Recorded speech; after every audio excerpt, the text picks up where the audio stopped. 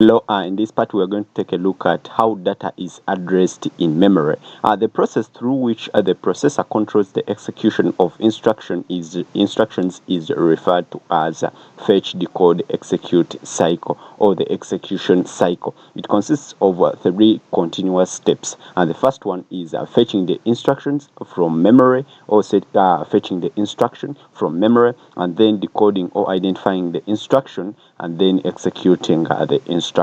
The processor may access one or more bytes of memory at a time. So let's consider a hexadecimal number 0725H. Okay, so I have here a diagram that I want to use to illustrate. So let me bring it there.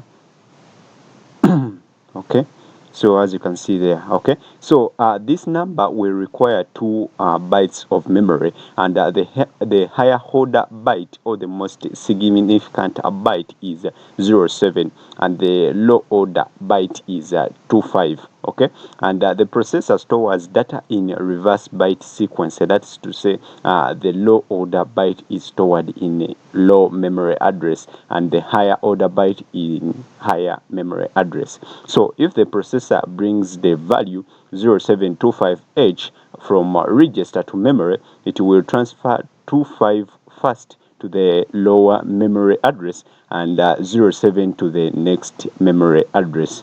Okay, so when the processor gets the numeric data from memory to register, it again reverses the bytes. Okay, so there are two kinds of memory addresses. We have the absolute address, which is a direct reference of the specific location. Okay, and then the segment address, or call it the offset. Okay, and this one is the starting address of a memory segment with the offset value. Okay, so I think you have got the concept, okay, how data is addressed in memory. Okay, so in the next part, we shall take a look at how we can run our first assembly program. Thank you.